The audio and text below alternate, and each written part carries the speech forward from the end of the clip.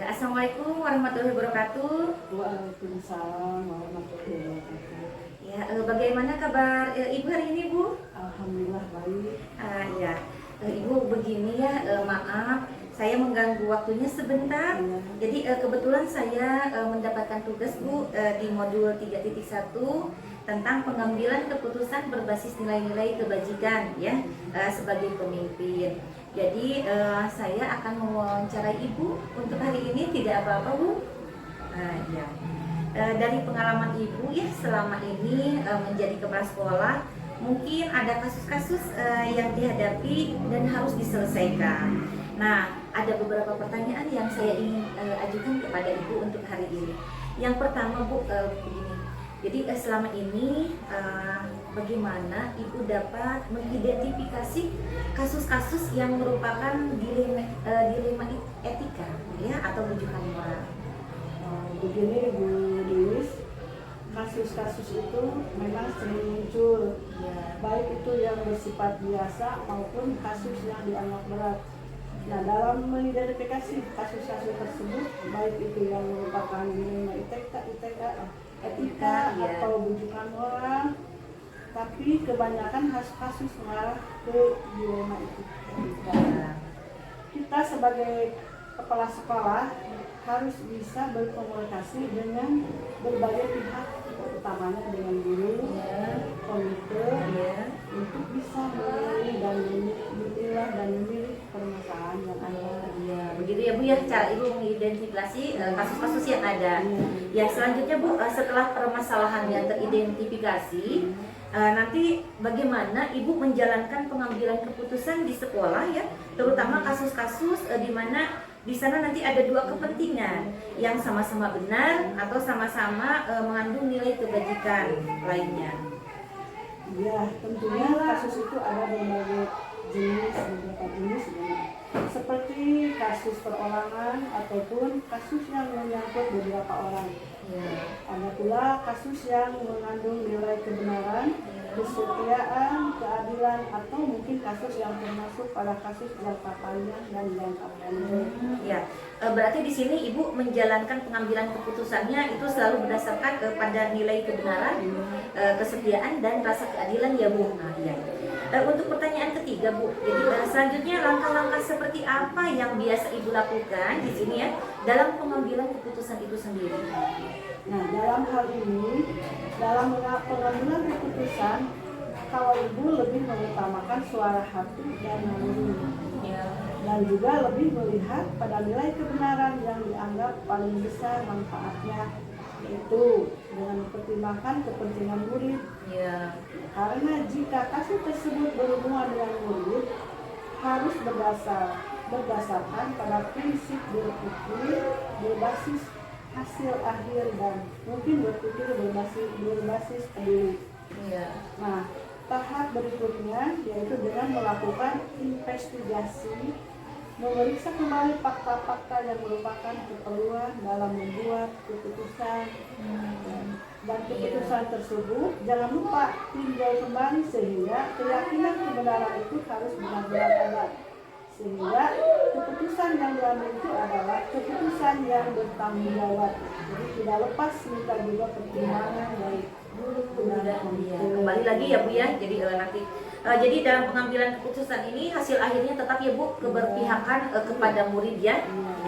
Dan tidak lepas juga saling berkomunikasi dengan komite juga dan guru yang lain. Ya, terus Bu, ini untuk yang keempat, pertanyaan keempat, hal-hal apa saja yang selama ini Ibu anggap efektif dalam pengambilan keputusan pada kasus-kasus yang mempunyai dilema etika? Hal dianggap efektif ya, salah satunya dengan menyederhanakan pokok permasalahan dan membangun komitmen. Intinya biar permasalahan tidak meluas, jadi disederhanakan dulu. Untuk yang dianggap efektifnya ya Bu ya. Jadi Ibu nanti melihat dulu pokok permasalahannya terlebih dahulu, biar nanti kan tidak menjadi meluas gitu ya permasalahannya dan disederhanakan ya. Bagus sekali ya Bu, sangat menginspirasi buat saya. Nah, pertanyaan kelima Bu, selanjutnya hal-hal apa saja yang selama ini menjadi tantangan dalam pengambilan keputusan pada kasus-kasus yang Ibu hadapi? Yang menjadi tantangan, kadang ada keputusan yang saya ambil menurut saya baik, tapi belum tentu diterima oleh pihak lain baik juga ya. Atau malah ada yang tidak menerima sepenuhnya terhadap keputusan yang saya ambil. Nah, di sini sebagai seorang kepala sekolah harus ikhlas dalam menghadapinya. Ya, gitu ya Bu. Jadi intinya harus istiqomah ya Bu, Ya, dalam mengambil keputusan sehingga nanti bisa dipertanggungjawabkan dan tidak mungkin tidak merugikan pihak manapun gitu ya. Baik kasus itu kasus yang terjadi pada murid, baik pada guru itu sendiri ya. Selanjutnya, apakah Ibu memiliki sebuah ini Bu jadwal tertentu gitu ya dalam sebuah pengambilan keputusan dilema etika? Terus apakah Ibu langsung menyelesaikannya? Misalkan kalau ada kasus, apakah langsung diselesaikan? Nah, bentuk atau prosedurnya yang dijalankan seperti apa? Tidak ada jadwal yang ditentukan, Iya. tapi Ibu prioritaskan mana kasus yang harus diselesaikan lebih awal atau secepatnya, tergantung kasusnya. Nah, karena kasus itu sendiri bisa muncul setiap saat. Ya, betul Bu. Apakah itu dari murid ataupun guru. Contohnya, kemarin ada kasus siswa yang akan melakukan penyerangan terhadap siswa lain. Nah, untuk kasus ini Ibu langsung selesaikan karena takut merusak citra sekolah. Betul Bu ya. Jadi kemarin sempat terjadi ya Bu Iya. kasus seperti itu. Jadi langsung diselesaikan. Mungkin ada orang tua mungkin ya Bu, pemanggilan orang tua ya, yang dikumpulkan. Selanjutnya Bu, apakah ada seseorang atau faktor-faktor apa saja yang selama ini membantu Ibu gitu ya dalam mengambil keputusan pada kasus-kasus yang terjadi? Nah, jadi sebagai seorang kepala sekolah, Ibu harus bisa merangkul semuanya seperti murid, guru, dan komite dengan cara berkomunikasi dengan baik, pengelolaan emosi, dan intinya menjunjung tinggi nilai kebersamaan harus selalu dilaksanakan. Dan alhamdulillah sampai saat ini dengan menjunjung nilai kebersamaan di sekolah semakin kompak dan terbangun rasa kekeluargaan yang cukup dekat. Iya ya, alhamdulillah ya Bu ya. Jadi faktor yang menunjangnya semua warga sekolah ya, dari mulai murid gitu ya, guru dan tetap komite dilibatkan ya Bu ya. Iya. Nah, dari semua hal yang sudah diceritakan oleh Ibu ya, pembelajaran apa yang bisa Ibu petik gitu dari pengalaman Ibu dalam mengambil keputusan yang berupa dilema etika?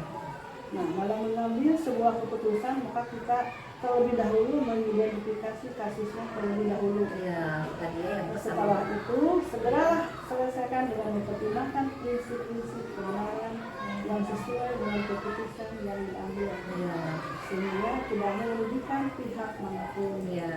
Dan yang paling penting, keberpihakan pada muridlah yang harus kita lindungi.